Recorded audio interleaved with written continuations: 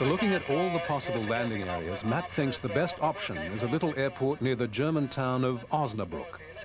For the crew, this stop will be a little out of the way, but considering Mike's location, it's the best compromise. Can you give me an ETA as it closes at 8?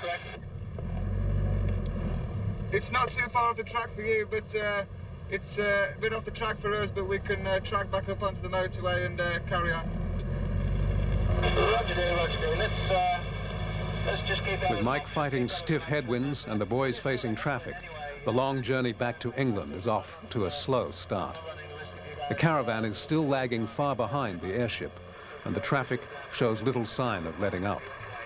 To make matters worse, many of the local airfields close at dusk. Roger that, and that airport closes at 8 o'clock. Oh, good, is that 8 o'clock local, or yes. How did you find that out? 8 o'clock local, Tony has the information with him. Copy, understand, 8 o'clock local. Okay, that's good. I'll fingers crossed, we might be able to make it there by then. If not, we'll look at other options. Roger, I'll speak to you now.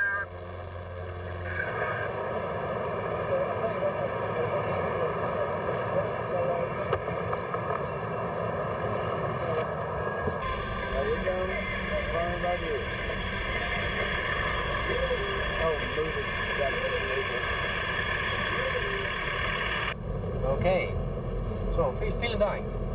Okay. Tschüss. We're in. We're in? Yeah.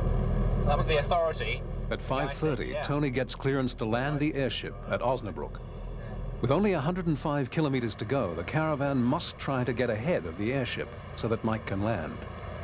Finally, the traffic begins to let up, and the race begins.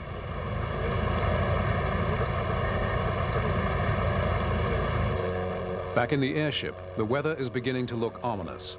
A band of rain showers makes it difficult for Mike to see, and worse yet, it adds unwanted weight.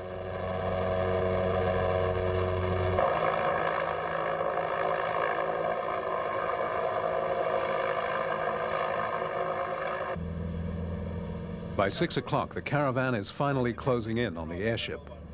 Mike's route takes him directly over the Autobahn, about 20 kilometers outside Osnabrück.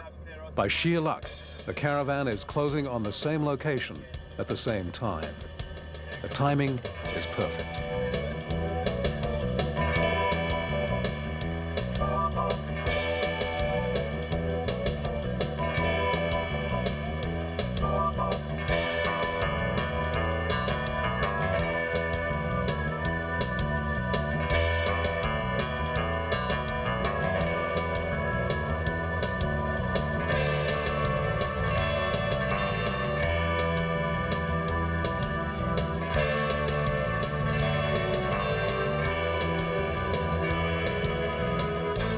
The caravan is the airship's life support system. Without it, Mike cannot land or refuel.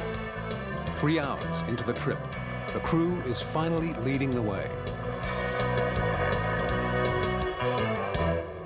The airship's little cabin has few luxuries.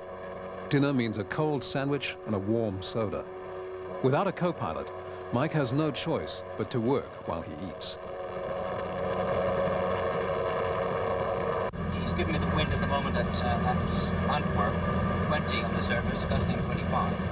It is due to improve as the evening goes on, however.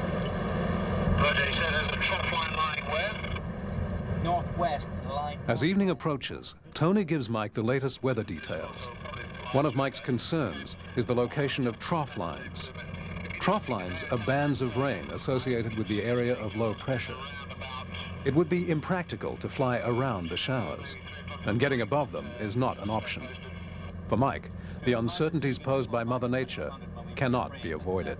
Thanks very much for that, Tony. That's good, good info for me. But as I said, at this stage, the input is low. There's all sorts. There was trough lines and shower lines. There's everything associated, as you're probably aware, so anything's likely to spring up. But I'm not surprised, but I think the winds are easing a bit. At 7:30, the caravan arrives at the airport outside Osnabrück. For the unsuspecting German air traffic controllers, the airship landing must resemble the visit of some dignitary or head of state, in which the brief event is preceded by the clamor of a large advance team.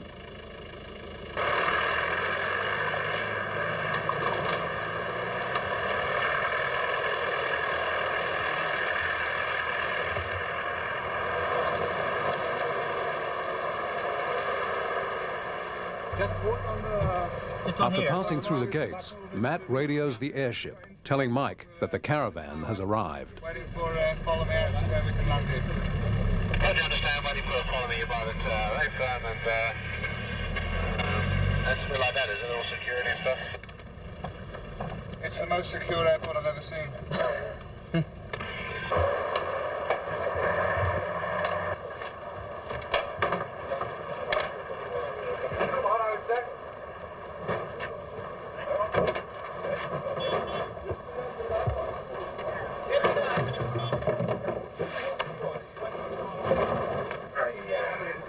So Richard, what's happening?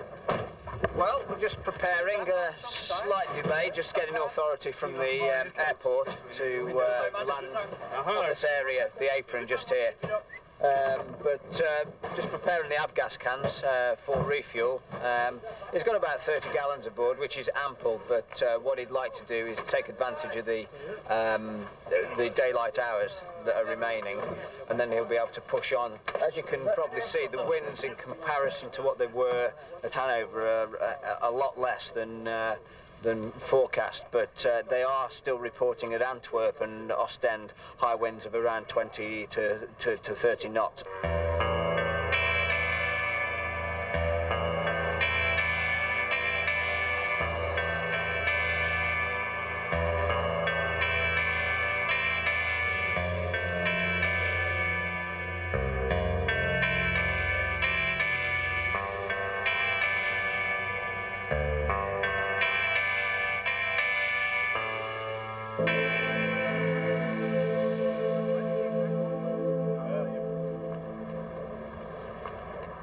So how'd the trip go?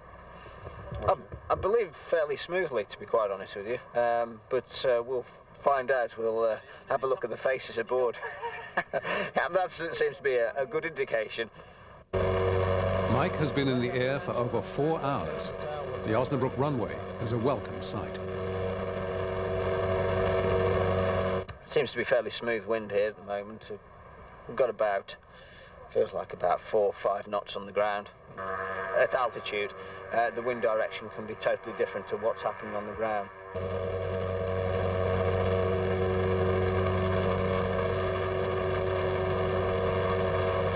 As darkness falls, this will give him a full tank of fuel, which has got to be good. And it's a long way to go yet. He still has a good just under 200 miles to go. Just shut one engine down to slow. Landing the airship is a delicate procedure. Skimming just above the grass, Mike throttles back the engines to a whisper. The trick is to stay low enough for the crew to reach the landing lines, but just high enough to avoid catching the ground. Lucky I missed that ditch. Grubby manhole cover just down there.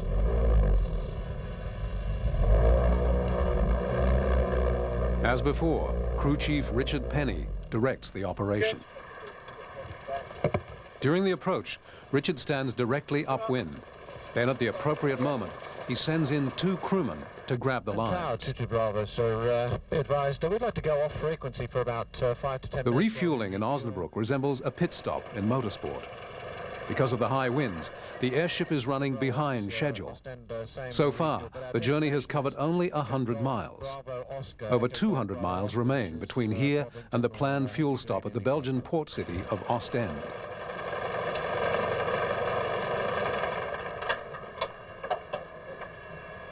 We're burning fuel like no one's business. We really are. I mean, I'm at max continuous, but that's landing with 28. I'd just be interested to see how much fuel actually goes in, to see what it equates to the gauge. Refueling operations, I mean, they're fairly straightforward, but I'd prefer to do them during the day. You can see how we are here. I mean, just coming in on that approach just there, we had a manhole cover and all sorts. I mean, at night time, that might be a little bit harder to see. The winds were quite strong initially, We had ground speeds of about 10, 11 knots initially for about a good hour, 2 hours. And it varied anywhere between 11 to 15, 16 knots. Just means that we're not going to take 35 hours, we'll only take 25 hours. 2 Bravo, roger. Be advised, there is no requirement for me to... there's no requirement for me to cross the runway on my departure initially anyway, but we're just pushing back now ourselves. Shaggy, if you get us back as far as you can, please. By 8:30, the airship is fueled up and ready to go. Mike had originally planned to reach Ostend around 10 o'clock. Now it appears he'll arrive sometime around 1 in the morning. If all goes well, the airship will fly over the white cliffs of Dover well before dawn and be back at Halfpenny Green around 9 in the morning. But Mother Nature still has her say in the matter. And as the airship departs into the setting sun, Mike begins a long and uncertain journey into the night. Roger D, it's a go, and all okay from this end, Meister. Thanks very much for that. Well done. If you guys can top up and get out of there as soon as you possibly can, I'll make a beeline for Ostend, but I'll give you some towns en route that I'm tracking to now. Back at the caravan, Tony deals with the unfinished business of paying for the fuel. Unfortunately, the German attendants aren't keen on cash. I see. Okay. Yeah? We'll see how much it is. Yeah. We have some cash. How much is it? What we can do... Just wait, because I would suggest he has a card and he pays either... If we can pay by the card, I want it. Yeah, we can pay a higher amount so that it... Matt, the phone's Esso gives... Yeah, I got it. Funny. Esso gives a sum to us, Yeah. and you will get a bill, Yeah. and then... Most of the crew have been away from England for the entire summer. For the few with mobile phones, the fuel delay provides a chance to pass on the latest ETA to loved ones back home. If we pay a higher rate, we shall include the actual fuel. Yeah, that's fine. Inclusive Esso, you say? Yes. Okay, as quick as possible, please. Yeah, thank you. Don't worry about it. I'll call you as and when I can. This always happens when we go somewhere we haven't been. Sometime tomorrow, yeah. It's just like going to the gas station, right? That's right. Is that James? No. No. Well, all right, well, whatever. Okay. Yeah, okay. Bye. See my wallet now. Is that the wife? Certainly. Well, wife to be on November the 9th, yeah. As the airship gains altitude, Mike is again greeted by an unwelcome headwind. This time, the westerly breeze is about 12 knots, slightly less than during the transit from Hanover. Mike decides to add another hour to his predicted arrival time, but remains confident that he can reach Ostend without stopping. Sometime between 2 and 3 o'clock. Between 2 and 3 o'clock. So if David could be there sometime around 2, and you guys got the fuel, let's hope that we don't need to use it up. Otherwise that will cause some problems. I guess Ostend is obviously going to be about 2 o'clock in the morning. I'd say between 2 and 3 o'clock in the morning. Dover, I suspect, will probably be... The original plan provided for a relief pilot at Ostend, but that was meant to happen at 10 o'clock. At the current rate, Mike will have flown for 12 hours by the time he reaches Ostend. It's 4:30 English time. I would say about 5 o'clock English time.